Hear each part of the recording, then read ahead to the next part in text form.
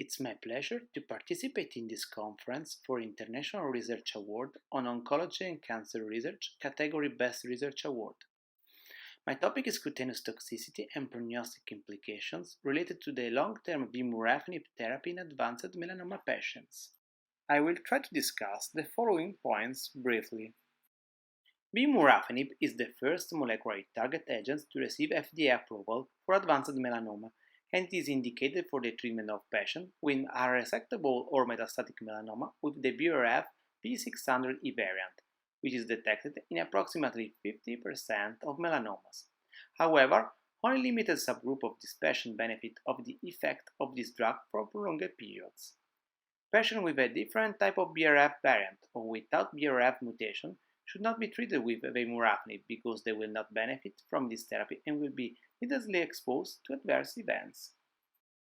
The introduction of target therapies for the treatment of BRAF mutated metastatic melanoma was associated with different cutaneous adverse events, of which the most common are cutaneous manifestation, fever, arthralgia, and fatigue. Among skin adverse events, the most reported are rash, photosensitivity, itch, cirrhosis, warts, benign squamoproliferative skin lesions, alopecia, hair abnormalities, keratoacanthomas, and cutaneous squamous cell carcinomas. Currently, there is limited data available on the type, frequency, and severity of different cutaneous adverse events experienced by patients with advanced melanoma who were treated with vemurafenib for long term. Similarly, it is not clear whether toxicity, in particular the one affecting the skin, can be related to the clinical outcome. We have performed a study looking at the incidence of skin adverse events and analyzed their association with overall survival and progression-free survival. Moreover, in long-term survivors, we have looked at molecular biomarkers that could be associated to a longer response. This was an observational retrospective study carried out in our institution. All consecutive patients with advanced melanoma and BRAF mutation that started therapy with vemurafenib between May 2012 and May 2014 were included in the present study. All patients were adults, have provided the written informed consent, and received vemurafenib in accordance with approved doses and modalities. The exclusion criteria were the participation of patients in clinical trial, the persistence or presence of skin diseases, and the intake of other oncological drugs during the vemurafenib therapy. All patients enrolled in the study underwent a full dermatologic assessment, including a full skin check, full body photography, digital dermoscopy, and reflectance confocal microscopy, if appropriate, at baseline prior to the commencement of therapy, and then at 8-week intervals for the duration of the therapy. Assessment intervals may have been shortened if clinically indicated. The number of dermatological visits per patient performed during the study period has been collected in the database. Any suspicious skin lesions were biopsied or excised and sent for histopathological analysis. All other lesions were biopsied only if the diagnosis was in question. Management of cutaneous toxicities was according to standard clinical care. Patients who have taken vemurafenib were classified as long-term survivors if they were alive and without progression 24 months after the starting of the therapy, medium survivors if they died between 12 and 24 months of treatment, short survivors if they survived for 6 to 11 months, and no respondents if they died before 6 months. As an explorative objective, we investigated whether the group of long-term surviving patients has specific molecular patterns. To achieve this, molecular tests were performed on the biological material that we have collected from the patients. A total of 62 patients with advanced melanoma were included in the present study, and among them, 15 resulted long-term survivors, 13 medium survivors, 13 short survivors, and 21 non-respondents. Median age at the starting of the therapy was 56 years old, while the median duration of the therapy was 7.9 months, with a median number of dermatologic visits performed of 4. Among the patients enrolled, 45, corresponding to 72.6%, have developed at least one skin adverse event, which was detected at the dermatological assessment, as you can see in Table 1. The best objective response and information on dose reduction and vemurafenib discontinuation have been reported for each patient in Table 2. Out of the 59 evaluable patients for response, we reported 35 patients without skin toxicity or only with G1 skin adverse event, and 24 patients with at least one G2. Of the 3 patients who discontinued vemurafenib due to skin toxicity, only one firstly reduced the dosage and after stopped the therapy for the onset of Stevens-Johnson syndrome, a G3 skin adverse event.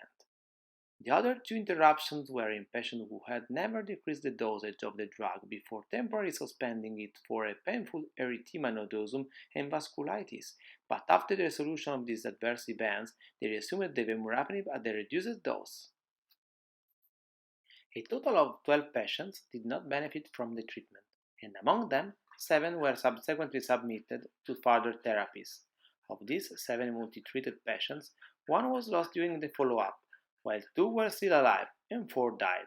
2 belonged to the short survival groups and 4 to the medium.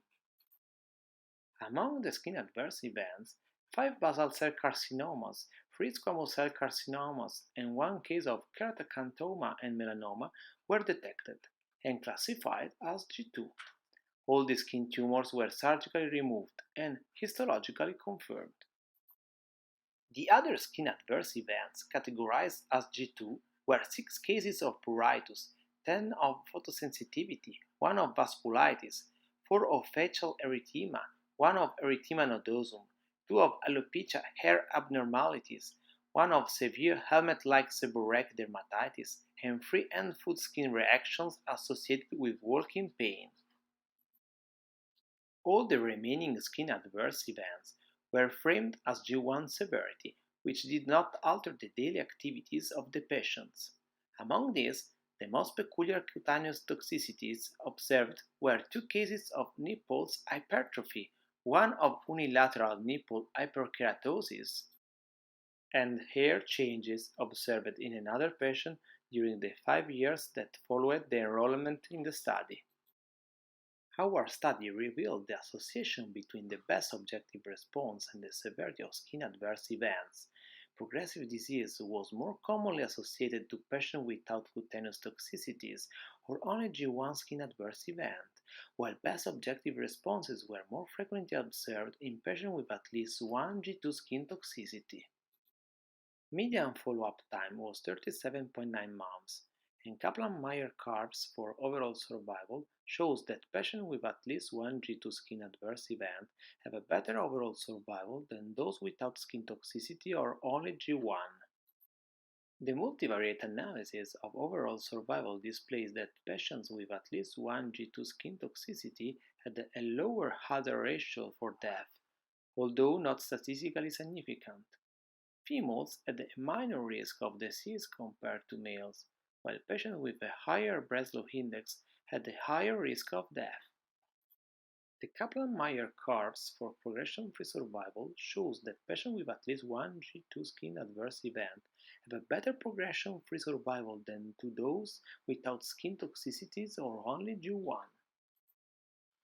The multivariate analysis of progression-free survival displays that patients with at least one G2 skin adverse event had a hazard ratio for progression of disease of 0.44. Females had a lower risk of progression compared to males, while patients older than 56 years and with a higher Breslow index had a larger risk of progression of disease, although not statistically significant. Regarding molecular analysis, no specific patterns were detected among non-respondents, short, medium, and long-term survivors. Vemurafenib appears to have a characteristic skin toxicity profile, and in long-term survival skin adverse events seems to be less frequent and less severe. No specific molecular biomarkers were detected in long-term survivors. The presence of at least one G2 cutaneous toxicity had a positive impact on the progression-free survival, but not on overall survival. These results can be mainly due to 2 confounding factors. Firstly, to the small number of events considered on overall survival with respect to progression-free survival, and secondary to the 7 multi-treated patients who, after progression, had the opportunity to access other effective treatments that have probably lengthened the overall survival. The severity of skin toxicity appears to be correlated with a longer progression-free survival, and therefore, optimal multidisciplinary management of skin toxicity is desirable in order to promote good patient compliance to treatment. For full article, you go through this link. Thank you for your attention.